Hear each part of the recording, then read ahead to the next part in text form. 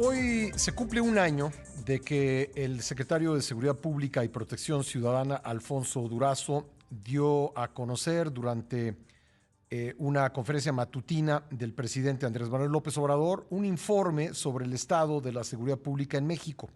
Y en una de las partes centrales de lo que dijo hace un año, Durazo sostuvo que si bien la reducción de la incidencia delictiva era marginal, lo relevante es que se había logrado un punto de inflexión en la tendencia creciente que se tenía. Así fue como lo dijo.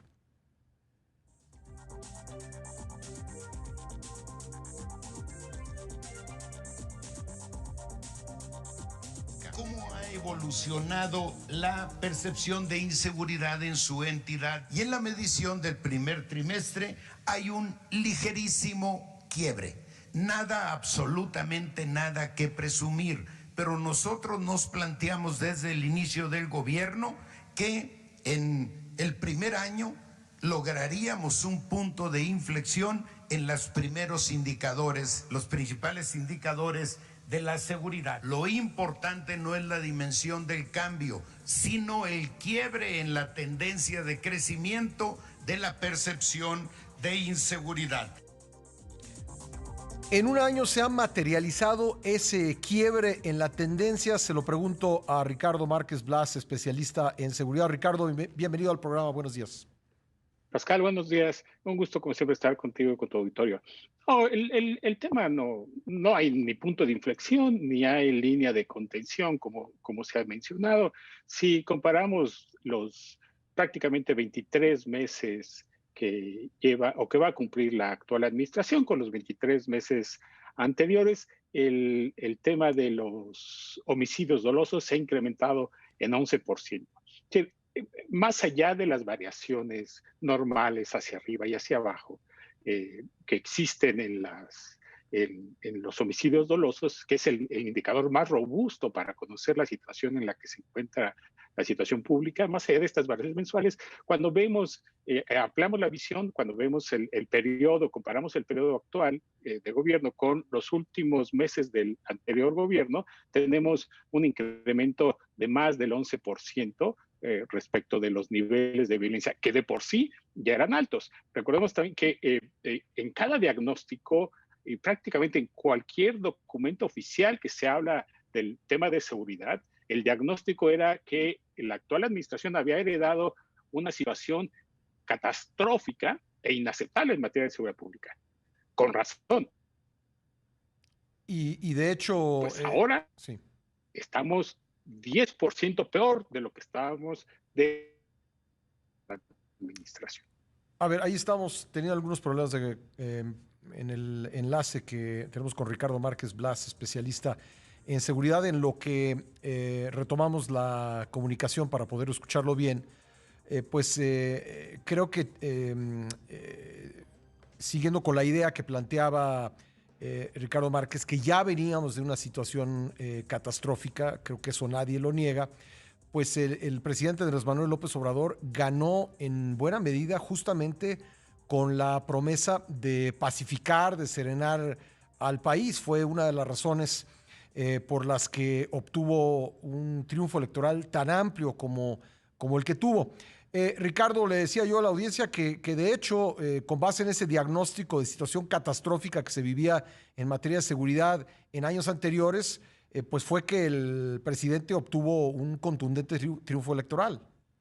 Sí, fue uno de los temas de la agenda que le hicieron tener una preferencia electoral más amplia, pero además de eso fue también la promesa casi de resultados inmediatos. Recordemos que una de las promesas fue que a partir del día 1 iban a bajar los índices delictivos, los niveles de violencia, lo cual no sucedió. Después, a los 3 meses, dijeron que pues ya estaba, pues, que era un asunto muy complicado, pero que necesitaban 6 meses. A los 6 meses dijeron que, pues no, más bien necesitaban un año. Y hace un año más o menos... Ese año se vence el 1 de noviembre. Así es, se vence el 1 de noviembre, y el 1 de noviembre vamos a llegar con esos 23 meses de gobierno, vamos a llegar prácticamente con 7,000 homicidios más. ¿Y por qué hablamos de homicidio? Porque es el indicador más robusto que tenemos para el tema para saber los niveles de violencia y de incidencia delictiva. Pero además, se ha insistido en que los homicidios no pueden ser el único indicador para medir la situación de la seguridad pública, y con razón, es un indicador, entre otros, es el indicador más robusto. Pero también si vemos la incidencia delictiva total, después de la baja que hubo por razones del confinamiento, ya una vez que se ha retomado las actividades normales, que la ciudadanía ha retomado sus actividades normales, estamos regresando a los mismos niveles con los que indeseables con los que prácticamente inició la administración del presidente López Obrador. En diciembre de 2018 se tuvieron 152,000 delitos denunciados. El último registro que se tiene, que es el de agosto, son 158,000. En un mes, ¿verdad? Más. En un mes, así es, solamente en un mes.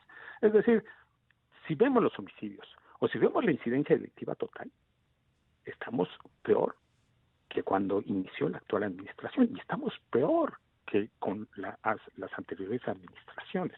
Entonces, no puede haber punto de inflexión, que como acertadamente se dice, el punto de inflexión es cuando hay una curva en una línea o en una elipse que marca una tendencia distinta a la que se venía teniendo, o la del pasado, y no hay una tendencia distinta. Y tampoco hay tampoco hay una línea de contención, porque los homicidios siguen subiendo, si bien de manera moderada, si bien de manera pausada. Acabamos de tener un día de 114 el domingo, 114 homicidios. 114, claro, 114, y eso va a seguir sucediendo. Lo más lamentable de esto, Pascal, es que esto todo indica a que esto no solamente va a continuar, sino que va a empeorar, por distintas razones.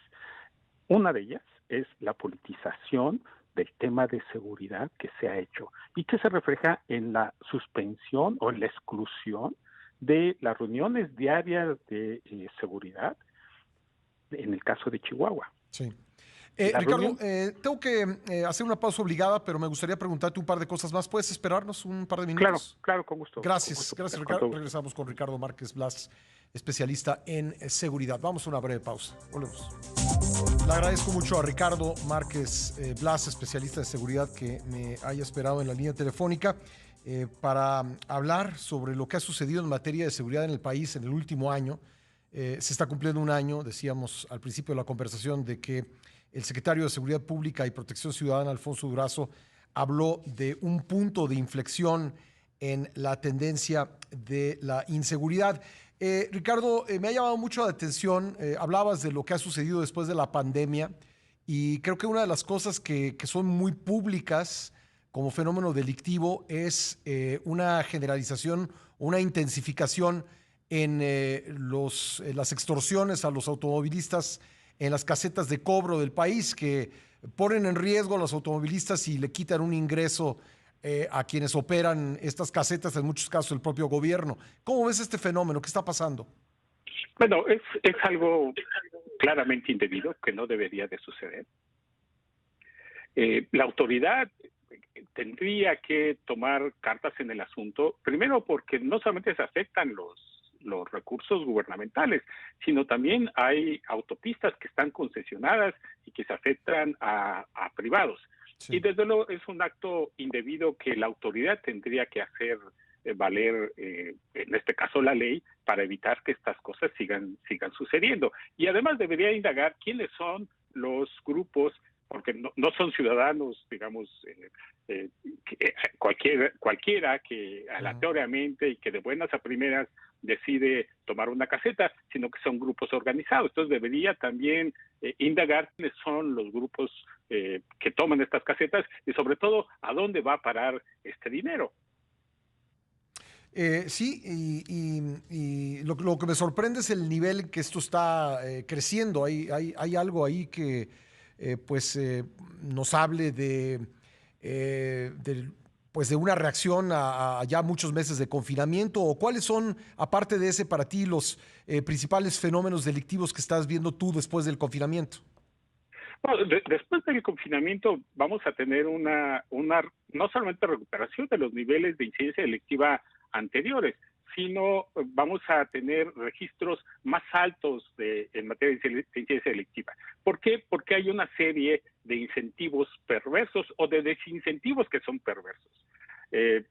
Uno de los incentivos que son perversos es la falta de una política definida y clara y desde luego eficiente para contrarrestar las acciones del crimen organizado. En el tema de los homicidios está claro que entre 7 y 8 de los homicidios que se cometen en el país están vinculados a actividades del crimen organizado, y esta administración ha sido reiterativa en el sentido de que no va a tener una política de persecución de estos líderes ni de confrontación con estas organizaciones. Entonces es un incentivo perverso que hace y que fomenta que éstas continúen con sus actividades y desde luego con los enfrentamientos que tienen.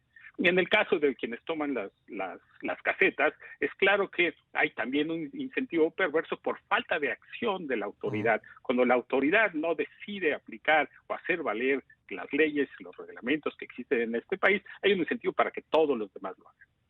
Y en el caso de la incidencia común resulta lo mismo.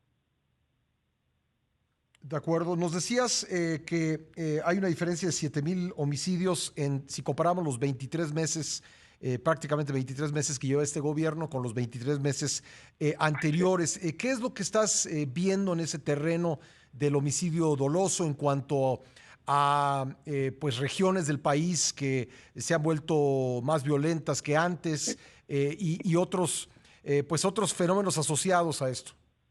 Sí, es una cosa terrible porque, como mencionaba, en el tema de los homicidios, 7 u 8 de cada 10 homicidios está vinculado a actividades del crimen organizado, y esta administración no tiene una política definida.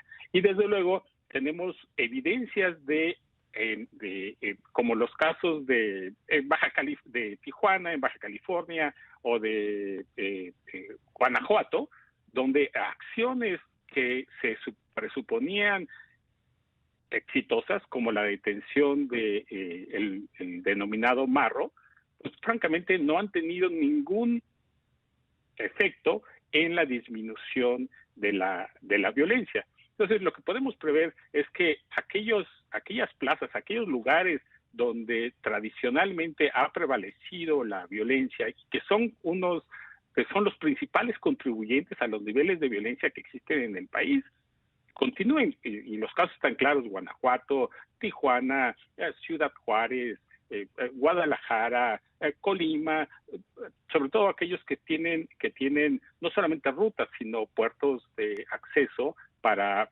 drogas ya diseñadas o precursores de estas drogas. Pues Ricardo, te agradezco que hayas estado con nosotros. Me parece pues un tema muy relevante, de interés público, y pues ojalá que podamos seguirlo analizando con tu ayuda. Con todo gusto, Pascal. Un gusto, como siempre. Gracias, muy amable. Ricardo Márquez Blas es especialista en seguridad.